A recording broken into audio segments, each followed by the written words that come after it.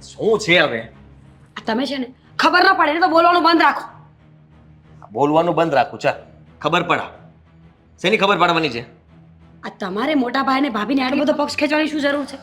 મામાનો phone આવ્યો, તમને કઈ વાત કરી એટલે બસ તમે તો આ કરી નાખ્યું. કહેવાય ને મામાને કે અમારે અલગ થવું છે, પ્રોપર્ટી જોઈએ છે, કહ્યું ને? ગાંડી થઈ ગઈ છે હે? હા, મામાને આ બધી વાત કરીશ અત્યારે તો મામા શું કહે છે કે તું જ વિચાર કર ને, ભાઈ અને ભાભીને કોઈ સંતાન છે નહીં. પ્રોપર્ટી આજ નહીં તો કાલ આપણી જ થવાની છે, બીજા કોઈ નથી થવાની. અચ્છા, હવે એમ છે તમારો. મેં મોટા ભાઈ અને ભાભીને વાત કરતા સાંભળ્યા છે કે આ પ્રોપર્ટી છે ને એ લોકો દાનમાં આપી દેવાના છે. એ લોકોની એવી ઈચ્છા છે કે ઈશ્વરે સંતાન તો આપ્યું નથી, તો આટલી બધી પ્રોપર્ટીને કરવાનું શું? એટલે આ બધી પ્રોપર્ટી કોઈને દાનમાં આપે ને એ પહેલા કઈ નિવારણ કરી નાખો. એક ટુકડો દાનમાં નહીં આપવા દો. એટલું યાદ રાખજે કે એ લોકોને છે ને ખબર પણ નહીં પડે કે આ બધી પ્રોપર્ટી ક્યારે આપણા નામ પર થઈ ગઈ. એના માટે થોડો સમય જોઈએ. આ સામેથી માગવા જશું તો કઈ આપી નથી દેવાના, કે પછી મામાને ફરિયાદ કરશું તો મામા કઈ નહીં અપાવી દે. એમાં આટલું બધું તણાવવાની શું જરૂર છે? તણાવ નહીં તો શું કરું? આ તને પણ ખબર પડે જ છે એટલી કે ભાઈ અને ભાભીને ખબર ના પડવી જોઈએ કે આપણે એની વિરુદ્ધ કઈ પણ પગલું ભરવા જઈ રહ્યા છીએ. આદિ, સાચું કહી રહીશું. આ મોટા ભાઈનું જલ્દી કઈ નિવારણ નહીં કરો ને તો આ બધી પ્રોપર્ટી હાથમાંથી જતી રહેવાની છે. અરે મોટા ભાઈ હવે કેટલું જીવવાના? હા, હવે જીવ્યા એટલું તો નથી જીવવાના ને, તો થોડાક વર્ષ આમ તેમ, બીજું શું હોય. વચ્ચે બીમાર પડ્યા હતા ને ત્યારે આપણને આવું જ હતું કે મોટા ભાઈ હવે ભગવાનને વાલા થઈ જવાના છે. મરણ પથારીમાંથી ઊભા થઈને પાછા ઘરમાં આવ્યા. હવે ખબર નહીં કેમ હા નસીબમાં શું લખ્યું હશે તે. મેં તો ડૉક્ટરને ઘણી વાર પૂછ્યું હતું કેમ લાગે છે, કેમ લાગે છે. ડૉક્ટર કહેતો હતો કે થઈ જશે સારું, થઈ જશે સારું.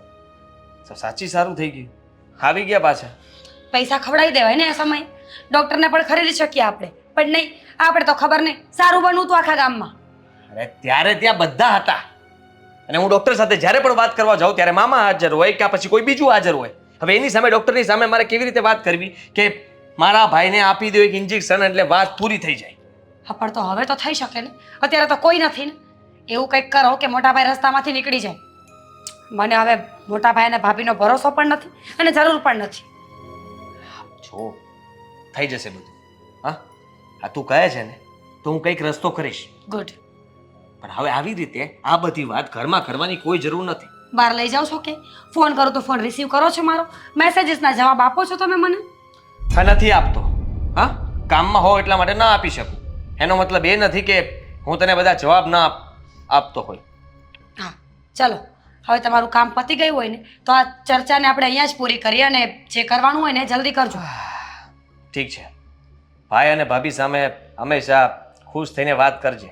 એમને ક્યારેય શંકા ના જવી જોઈએ, એમને કંઈ ખોટું ના લાગવું જોઈએ, ખબર ના પડવી જોઈએ કે આપણને એમના તરફથી અણગમો છે. ગુડ. સમજી ગઈ તમારી વાતને. સમજી ગઈ ને? સમજી ગઈ. તો ઠીક છે.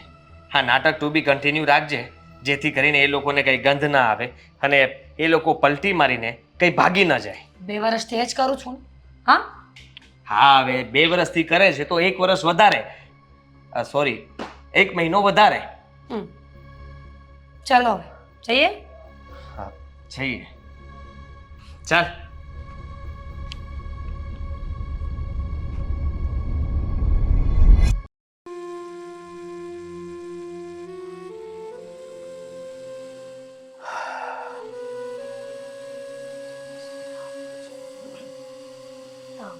ફ્રી થઈ ગઈ? હા, થઈ ગઈ ને. તમારા લોકોના પણ આખો દિવસ કામ ખૂટે નહીં. એક કામ કરો તો બીજું, બીજું કરો તો ત્રીજું, ત્રીજું કરો તો ચોથું. કામ ચાલુ ને ચાલુ જ હોય તમારા લોકોના. કેમ, કઈ ચિંતામાં છે? તબિયત બરોબર છે ને? મારી તબિયત તો સારી જ છે, પણ મને એવું લાગે છે કે હા વિચારવાયુ થઈ જશે ને તો મારી તબિયત પણ ખરાબ થઈ જશે. વિચારવાયું? પણ શું કામ? એવું તો શું થયું છે કે વિચાર તારે કરવો પડે? કદાચ તમને વાત કરીશ અને ગળે નહીં ઉતરે. શું વાત છે? તું ચાલ મને કહે જરા કે શું વાત છે કે જે મારી ગળે નહીં ઉતરે, મને સમજાશે નહીં? શું છે કે મને? તમે મને એમ કહો કે તમે તમારા ભાઈને કેટલો પ્રેમ કરો છો? અરે એ કાંઈ પૂછવાની વાત છે? ભાઈ હોય એને પ્રેમ તો કરતા જોઈએ ને. એમાં તું કે કેટલા ટકા કરે છે, શું કરે છે, એવું થોડું હોય. ભાઈ છે તો ભાઈ છે, અને ભાઈને પ્રેમ ન કરે તો બીજા કોને પ્રેમ કરે? વાહ, તમારો પ્રેમ તો રામ જેવો છે, પણ સામે લક્ષ્મણ જેવો પ્રેમ નથી આપતો એનું શું? અરે તને એનો વેમ હશે મગજમાં. મારી એકે એક વાત આદિ માને છે. તમને એવું લાગે છે કેમ કે આ બધો બાહ્ય દેખાવ છે, આ ઉપરચોળો પ્રેમ છે. જે સાચો પ્રેમ જે ભાઈ ભાઈને કરતો હોય ને, એ પ્રેમ આદિભાઈ નથી કરતા તમને. શું વાત કરે છે તું? આદિ પ્રેમ નથી કરતો, અને બધી મારી વાત માને છે, હું જે કહું છું એ કરે છે, અને બધી વાતમાં આપણી સાથે હોય છે. તો પછી તમને મારી નાખવાની ક્યારેય વિચાર ન કરે. શું? મારી નાખવાનો વિચાર? તું શું ગાંડા જેવી વાત કરે છે? ચોખવટ વાળી વાત મને કરીશ કે શું ગાંડા છે? જેવી નથી કરતી. આજ દિન સુધી મને એવું હતું કે તમારો ભાઈ તમને સાચા દિલથી પ્રેમ કરે છે, બાપ ઠેકાણે માને છે, પણ જે મેં આજે આ બંને જણાની વાત સાંભળીને ત્યારે મને એમ થયું કે આના કરતાં તો ધરતીમાં સમાઈ જવું સારું. અરે એવું તે વળી તે શું સાંભળ્યું કે તું એટલો બધો વિચાર કરી લીધો ધરતીમાં સમાઈ જવાનો? તમારો ભાઈ ફક્ત ને ફક્ત તમારી મિલકત માટે પ્રેમ કરે છે, કારણ કે એને ખબર છે કે આપણા જીવનમાં સંતાન સુખ નથી, એટલા માટે એને મિલકતની લાલચ છે. હા, મીરા અને આદિની વાત મેં કાન દઈને સાંભળી છે. એ વાત કરતા હતા બંને જણા કે તમે જ્યારે બીમાર હતા ને ત્યારે ડોક્ટરને એવું કહેવા માંગતા હતા કે એને મરી જાય ને એ ઇન્જેક્શન મારી દે, પણ આ વાત એનાથી ડોક્ટરને થઈ નહીં અને તમે સાજા થઈ ગયા. અરે તું આ શું વાત કરે છે ને, એ જ મને કાંઈ સમજાતું નથી. આ દવાખાનું, મારી નાખવાનું, આ છે તે છે, આ બધું શું છે?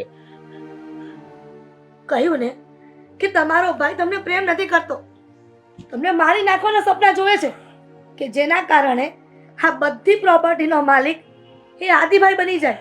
અરે આ બધી પ્રોપર્ટી એની તો છે. આપણે સંતાન નથી, તું સમજે છે, તને ખબર છે કે આપણે સંતાન નથી, તો આપણું જે છે એ બધું આદિનું ને મીરાનું તો છે. વાહ, એ તો આપણે સમજીએ છીએ ને, કેમ કે આપણા પેટમાં પાપ નથી, પણ એ લોકો લાલચુ થઈ ગયા છે. મને એની વાત પરથી લાગતું હતું. મને એવું લાગે છે કે આપણે આ રસ્તો કરવો પડશે. આ કદાચ ને જો તમને કંઈક થઈ ગયું અને એનો જવાબદાર એ જ હશે. મને એવું લાગે છે કે એ જ બધું કરશે કે તમે આ દુનિયામાંથી જતા રહ્યો. ના ના, તું ખોટો નાહકનો વિચાર કરીને ટેન્શન લે છે. તું ચિંતા નહીં કર, બધું સારું થઈ જશે ને. આદિ અને મીરા આપણી વિશે એટલું ખરાબ ન વિચારી શકે. તું, તને સાંભળવામાં કઈ મિસ્ટેક થઈ હશે, તારી કોઈ ભૂલ થઈ હશે. તમે મારી વાતનો વિશ્વાસ કેમ નથી કરતા? મને પણ આ વાતનો વિશ્વાસ નહોતો થતો, પણ આજે સગા કાને સાંભળ્યો ને એટલા માટે થઈ ગયો. હવે તમારે વિચારવાનું છે કે તમારે શું કરવું. આ તમારા ભાઈનો જે પ્રેમ છે ને એ ખોટો છે. કઈ નહીં, હવે તું આટલું બધું કહે છે અને ટેન્શનમાં છે, એટલે તું ચિંતા નહીં કર, બધું સારું થઈ જશે. અને તું જે કહે છે કે આદિનો આ જે પ્રેમ છે, મીરાનો જે પ્રેમ છે, ફક્ત દેખાવ પૂરતો છે, તો મારે ચોક્કસથી વિચારવું પડશે એ વિશે, અને જાણવું પણ પડશે કે તું જે કહે છે એમાં કેટલા ટકા સચ્ચાઈ છે. પણ જો તો અત્યારે ચિંતા નહીં કર, બધું સારું થઈ જશે. ઠીક છે? ઠીક છે, આ બધું તમારા પર છોડી છે વાત. હવે તમારે નિર્ણય લેવાનો છે કે તમારે આગળ જતા શું કરવું અને શું નહીં. હા હા, તું ચિંતા નહીં કર, બધું સારું થઈ જશે. ભગવાન ઉપર ભરોસો રાખ. ભગવાને આપણને સંતાન નથી આપ્યું તો શું થયું, પણ ભગવાને આપણને બીજી ઘણી બધી રીતે મદદરૂપ થયા છે.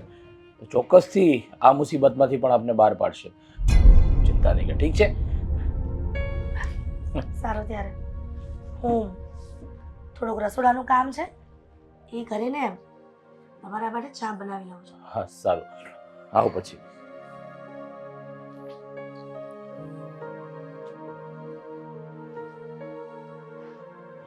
ખોટી નાહકની ચિંતા કરે છે. મીરા અને આદિ મારા માટે આવું કદી વિચારી પણ ન શકે, પણ આટલી વિશ્વાસ સાથે કહી છે એટલે થોડો વિચારવા ઉપર તો મને પણ મજબૂર કરી દીધો છે. જોઈએ હવે શું થાય છે તે.